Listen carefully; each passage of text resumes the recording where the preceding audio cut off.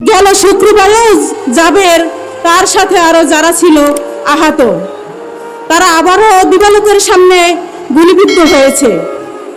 আমরা সকলেই দেখতে পেয়েছি দিবালোকের সামনে বাংলাদেশে গুলি দিয়ে মানুষকে হত্যা করা হয়।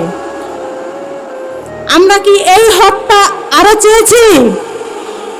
আমরা হত্যা বন্ধ করতে যদি চাই তবে কি করতে হবে আমাদের? সেটাই হলো এখানে নাহিদ ইসলামকে জয়যুক্ত করতে হবে। সকল উপস্থিতিকে আমি বলতে চাই, মা বোনরা হাজির আছে এখানে, সকল মুরব্বী আলেম ওলামারা আমার এখানে উপস্থিত আছেন। নাহিদ ইসলামকে যদি আমরা জয়যুক্ত না করতে পারি, এর চেয়ে লজ্জার কিছু আর বাংলাদেশে থাকে না। আমরা কি আজকে ওয়াদা করতে পারি নাহিদ ইসলাম এই 11 আসনে জয়যুক্ত হবে? আজকে সিরাজ মিয়ার মাঠে আমরা ওয়াদা করলাম নাহিদ ইসলামকে জয়যুক্ত করব শাপলা কলি মার্কায়।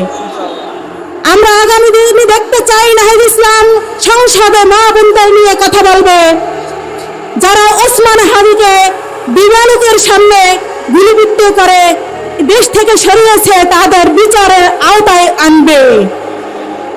আমরা এটা সবার কাছ থেকে কাম্য করতে চাই। ওসমান হাদির বিচার আমরা যেন এই বাংলার মাটিতে দিবালোকের সামনে দেখতে পাই। আসসালামু আলাইকুম ওয়া রাহমাতুল্লাহি ওয়া বারাকাতুহু। আমার জন্য সবাই দোয়া করবেন, আপনাদের সকলের জন্য আমার দোয়া কাম্য। প্রিয় ঢাকাবাসী, ঢাকা 11-তে আর কোন দখলদার, চাঁদাবাজ, জালিমের বাসস্থান হবে? আপনারা কি আপনাদের ঈমান ঠিক রাখবেন? কাকে নির্বাচিত করবেন আপনারা? কাকে নির্বাচিত করবেন আপনারা? কথা ঠিক থাকবে? কথা ঠিক থাকবে? আমরা কাকে ভোট দিব? শাপলা গলিতে, শাপলা গলিতে ভোট দিব কাকে? ভোট দিব কাকে? সবাই শুধু একটা কথা মনে রাখবেন, এই যেই ছাত্ররা, এই যেই মায়েরা সন্তান হারিয়েছে, যতগুলো মানুষ আহত হয়েছে, নিহত হয়েছে, সবার বিচারের দাবি নিশ্চিত করতে হবে। আমাদের শহীদ ওসমান হাদি ভাই বলে গিয়েছেন যে আমি মরে যাই, অন্তত আমার বিচারটুকু তোমরা নিশ্চিত করো। আজকে যারা আওয়ামী লীগের প্রেতাত্মাদের হাতে হাত মিলিয়েছে, যারা ভারতের দালালি করতে নেমেছে, এই কালো হাত ঘুরিয়ে দিতে হবে। সবাই মনে রাখেন, যারা নাহিদ ইসলামকে দমিয়ে দিতে চায় তাদের অবস্থান এই বাংলার মাটিতে আর হবে না।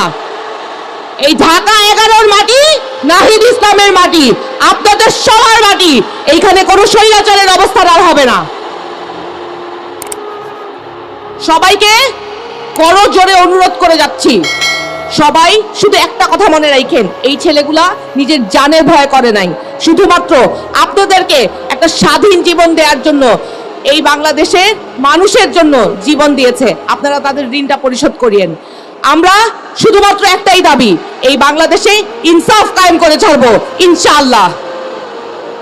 আন্দোলনের সেনাপতি, অত্র এলাকার মানুষের নয়ন মনে জনাব নাহিদ ইসলাম মঞ্চে উপস্থিত আছেন। আজকের এই জনসভার সম্মানিত প্রধান অতিথি, আগামীর মানবিক বাংলাদেশ গড়ার স্বপ্নদ্রষ্টা, বাংলাদেশ জামাত ইসলামের সংগ্রামী আমির ডাক্তার শফিকুর রহমান মঞ্চে উপস্থিত আছেন। আজকের জনসভার বিশেষ অতিথি, বাংলাদেশ খিলাফত মজলিসের সংগ্রামী আমির শাইখুল হাদিস আল্লামা মামুনুল হক, শহীদ পরিবারের সম্মানিত সদস্যবৃন্দ, মঞ্চে প্রবিষ্ট জামাত ইসলামী জাতীয় নাগরিক পার্টি সহ 11টি নির্বাচনী ঐক্যের কেন্দ্রীয় এবং স্থানীয় নেতৃবৃন্দ, সম্মানিত সাংবাদিক বন্ধুগণ, সম্মানিত রামপুরা বাড্ডা পাটনাবাসী, আসসালামু আলাইকুম ওয়া রাহমাতুল্লাহি ওয়া বারাকাতুহু।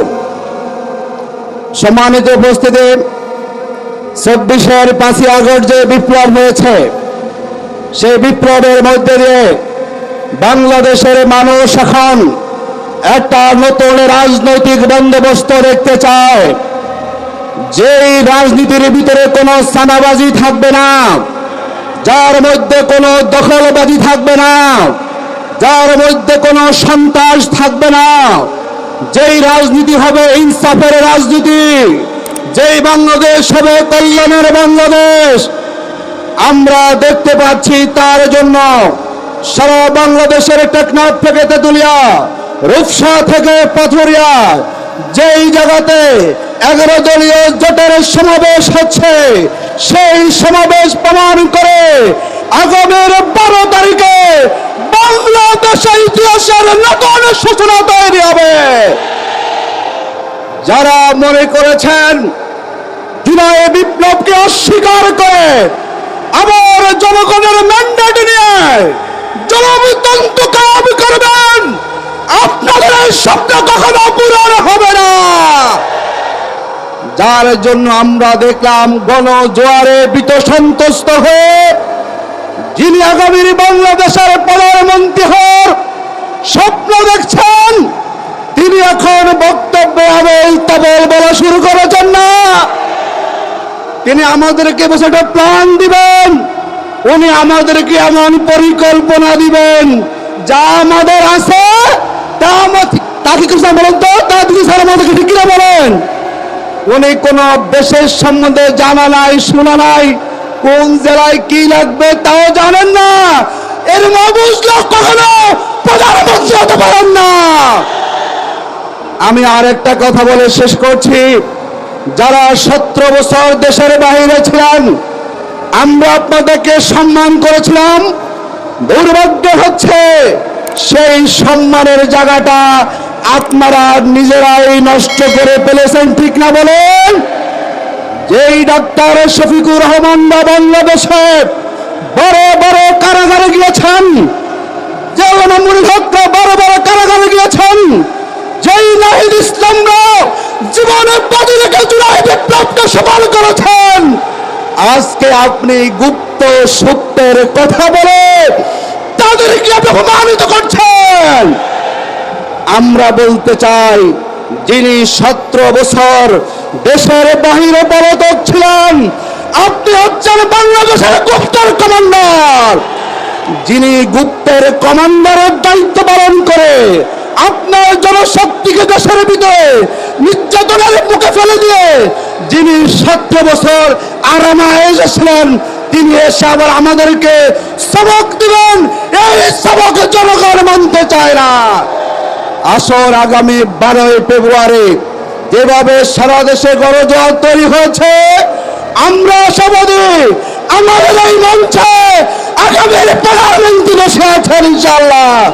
ডাক্তার শফিকুর রহমানের নেতৃত্বে যে নির্বাচন লক্ষ্য ইনশাআল্লাহ সংখ্যাগরিষ্ঠ আসন পেয়ে এই একটা ক্ষমতা যাবে ইনশাআল্লাহ।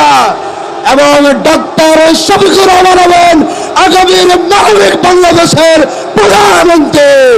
আসন সেই প্রধানমন্ত্রীকে দেওয়ার জন্য এই ঢাকা 11 আসনে ছাত্র যুবক যারা বড় জনতা আমরা ঐক্যবদ্ধ হয়ে স্বপ্নকলিকে বিজয় করি এবং জনাব নাহিদ ইসলাম জুলাই আন্দোলনের ঘোষক, আমরা মনে করি তাকে বিজয় করার মধ্য দিয়ে জুলাই বিপ্লবকে আমাদেরকে সম্মানিত করতে হবে। আল্লাহ হাফেজ। বাংলাদেশ জিন্দাবাদ, সাপলাকলি জিন্দাবাদ, নির্বাচনী ঐক্য জিন্দাবাদ। আসসালামু আলাইকুম রহমতুল্লাহ বারাকাতুহু। নারে তাকবীর, নারে তাকবীর। সংগ্রামী ঢাকা 11 বাসী সংগ্রামী সমাবেশ, আজকের এই সমাবেশ প্রমাণ করে 12 ফেব্রুয়ারি আরেকটি 5 আগস্ট তৈরি হতে যাচ্ছে। এই পর্যায়ে বিশেষ অতিথির বক্তব্য রাখছেন বারবার কারা নির্যাতিত নেতা,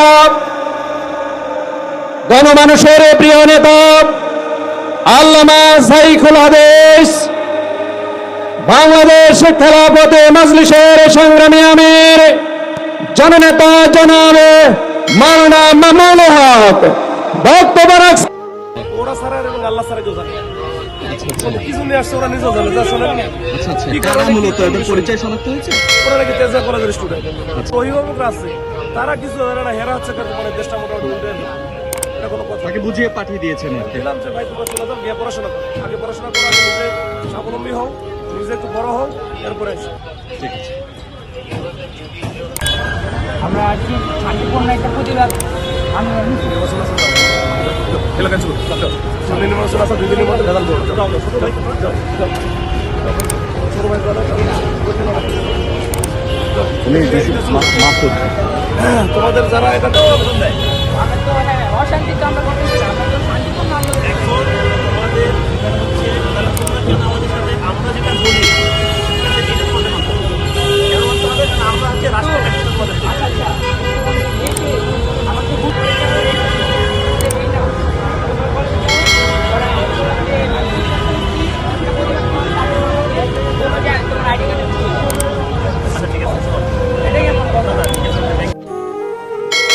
একজন মানুষকে মেরে ফেলার জন্য ছুরি বা অস্ত্রের প্রয়োজন হয় না। তাকে কষ্ট করে অন্ধের মতো ভালোবাসতে শেখান, তারপর আপনি নিজেই সরে দাঁড়ান, তাহলে দেখবেন সে একজন জীবন্ত লাশ হয়ে বেঁচে থাকবে।